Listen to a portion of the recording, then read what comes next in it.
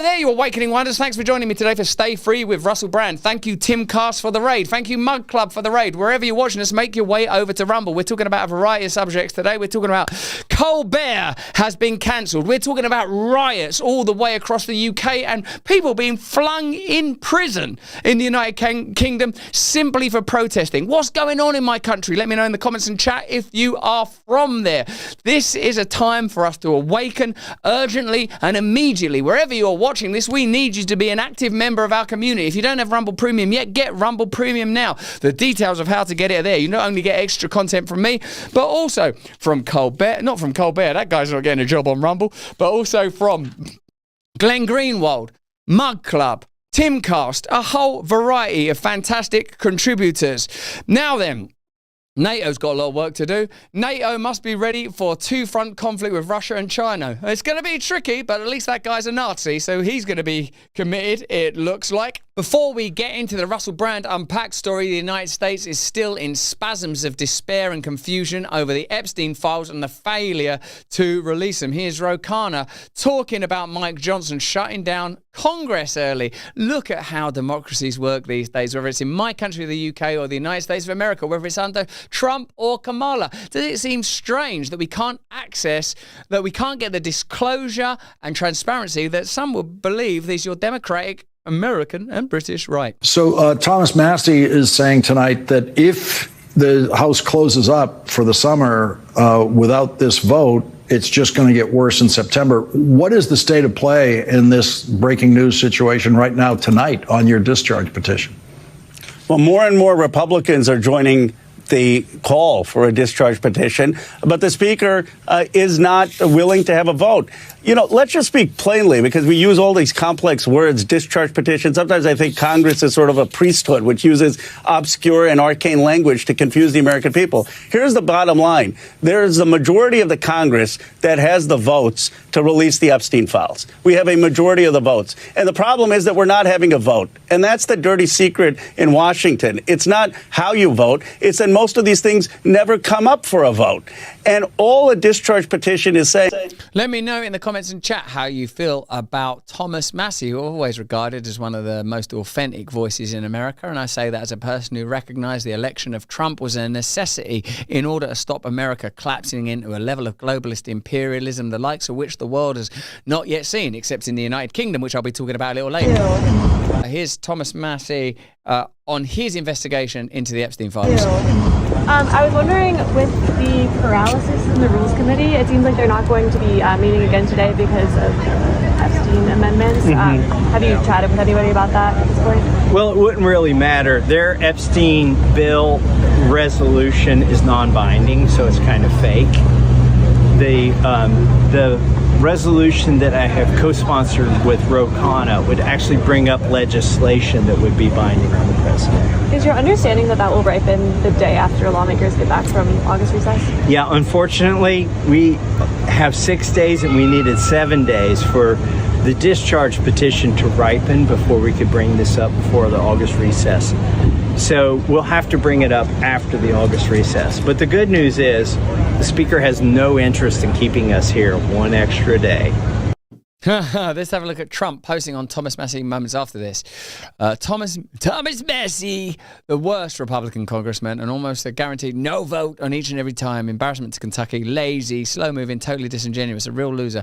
Never has anything positive to add. Looking for someone good to run against this guy, someone I can endorse and vigorously campaign for. Massie responded, I introduced the only binding congressional legislation to release the Epstein files and already have 20 sponsors. In return, the attacks on me intensified. As you can guess, I'm not backing down. I'm fighting, but I need your support to stay in the ring. Well, there you go. So there are certainly ongoing conversations about the nature of democracy, the nature of the deep state, the ability of powerful interests to conceal information that might change the way that people feel about American democracy, whether you're a Republican or a Democrat. Perhaps if we found our identity in Christ rather than other fallible human beings just like us, we would have a closer connection to reality and would be better nourished and better served in so doing. Now, we've got a lot to talk about in this show. Colbert's show's been cancelled. In a way, Isn't that precisely what was warranted after his extraordinary displays in advocating for the interests of the state, whether that was vaccines or shutting down conversations about the power of the deep state and of spy agencies? It's an extraordinary story in lots of ways. We'll get into that in just a moment. Before that, though, the UK is about to break down into total despair. Everybody knows it. And if you're an American and you want to know what could happen if you don't ensure the principles of democracy in your republic are regarded, you need look no further than the UK. Here's Russell Brand, Unpacked on Migration. The migration crisis in the UK is on the very precipice of absolute meltdown and conflagration. In Essex, the county that I am from, the New Jersey of the UK, riots are already commencing as a result of a sexual assault incident in a hostel for asylum seekers. Many people in the UK feel that there is a disproportionate amount of abuse, violence and rape being generated by migrants. Indeed, Tommy Robinson's resurgence is somewhat based upon people's acceptance that there is a statistical anomaly when it comes to Pakistani rape gangs and some confusion about why an inquiry was not undertaken earlier. So is this issue about to come to a head? And whether you're on the left or the right, surely we're all agreed that rape is a bad, bad thing. And whatever we have to do to annihilate this scourge from our culture, we will do together. Let's get into this story. I'm from Essex and I know what the people of Essex are about because, well, I am them. And I will tell you now that if things are kicking off in Essex, things is going to get leery fast. Let's have a look at this story in detail. Yep, that's where I grew up. It keeps kicking off. And the anger is all too familiar. It started in Epping after a 38-year-old Ethiopian man was charged with sexual assault. The alleged victim was a local teenage girl. In court, it was confirmed that he had recently arrived on a small boat. Since then, violence has continued around the Bell Hotel, which has been home to asylum seekers for several years. Asylum seeker is an interesting piece of language. There's no question that there are many people from around the world seeking asylum. There's no question that the UK has a history that means that there's some responsibility for the disruption caused by colonialism, imperialism, corporatism, the exploitation of various nations. Who's paying that price, though? When they put asylum seekers in hotels, are they in Kensington? Are they in Oxfordshire? Are they in the quaint towns and cities where most members of Parliament dwell? No, they put the asylum seekers near working class people, almost as if they benefit from ongoing social unrest. When I have my conversation with Tommy Robinson next week, the one thing that I might focus on is the possibility working people of all races and nationalities find ways to live together harmoniously. And if there is an electoral mandate to control, limit, or even end asylum as a result of the will of the British people, then that should be observed. But until then, and with people that live here already, there has to be some harmony and peace. But asylum seekers also is perhaps not the appropriate term for someone that's committing sexual offences, raping or assaulting young girls. There's another term for that, one with which I'm all too familiar as a result of allegations levelled against me. Thank the Lord I have the opportunity to attend trial so those things can be addressed. You can see why the British people are so infuriated and angered that these disgusting crimes are taking place in their land, in their country, that their ancestors built, that their taxes pay for, while their opinions and their voices are shut down and not heard. I knew about it and I can agree with what they're doing, totally can agree with it, and I would have come along, but what stopped me coming along was I was frightened in case it turned nasty, And it did. And it did. The police are demanding it stops. But how on earth did you allow it to happen? Feelings are running high. The violence left 8 police officers injured. We will always facilitate peaceful protest. You'll notice that the accents of the police officers and the accents of the protesters are the same. They're the same people from the same community being turned against one another by a manipulative authoritarian government that claims that mass migration is a result of compassion, care and duty rather than exploitation, disruption and part of a global agenda to cause despair across indigenous native populations. Compassion and harmony, care, duty, love, service, these are the most significant and important Christian principles, a willingness to sacrifice yourself up until the point of death. Do you imagine, let me know in the comments and chat, that your government in the UK are running in accordance with those principles? Or do you feel that what they're trying to create is despondency, disruption and despair? We'll also always make sure that the voice of our community is heard. What we will not tolerate is those random acts of violence that we saw last night. There's no question that in hostile, hot climates, random acts of violence do occur. And there's no question that once a kind of mob mentality descends or ascends, whatever you want to call it, that there is an increase in irrational and ridiculous violence. At the moment, the UK feels like a leaderless land, lost and directionless, without a nucleus, without clear direction, without love or compassion or guidance, falling apart in a conflagration. How heartbreaking it is to know that this beautiful country, these beautiful people right where I am from are in this discomfort and this despair because of bad government, because of bad policies, bad ideas that seem to reach beyond ineptitude and right into cruelty. Arrests have already been made. The warning is clear. If you do this, you can expect the police at your door. You expect the police at your door anyway. They're coming to your door for what you're posting on the internet. They'll find a reason to arrest you. If you're outspoken, if you're confident, if you're strong, if you've got beliefs in God, if you've got belief in anything other than total submission and compliance to the state rather than submission to a higher power, a higher authority, something that might light you up and liven you right up. If you've got anything other than that, they'll find a way of shutting you down. Believe. This flashpoint has some of the hallmarks of the rioting that spread through towns and cities last summer. Years of anger over immigration whipped up online. Hundreds of people were jailed for their part in those riots. But this deep-seated frustration didn't disappear. Despite repeated government promises to address the small boats in the Channel, they continue to cross. 398 people arrived yesterday. On the French side, near Calais, migrants have clashed with police. Managing this movement of people is an ongoing battle. And the way it's filtered into communities across the UK, like here in Epping, has consequences. The tension has been growing over weeks, maybe months.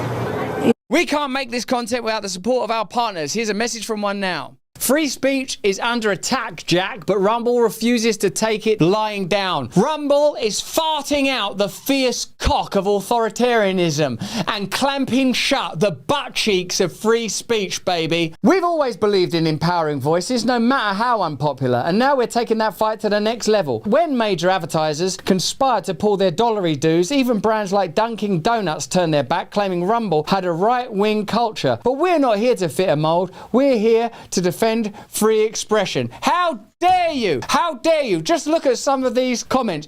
Keep it going, Russell. Great stuff. That is from Benito Mussolini. Well done, Russell.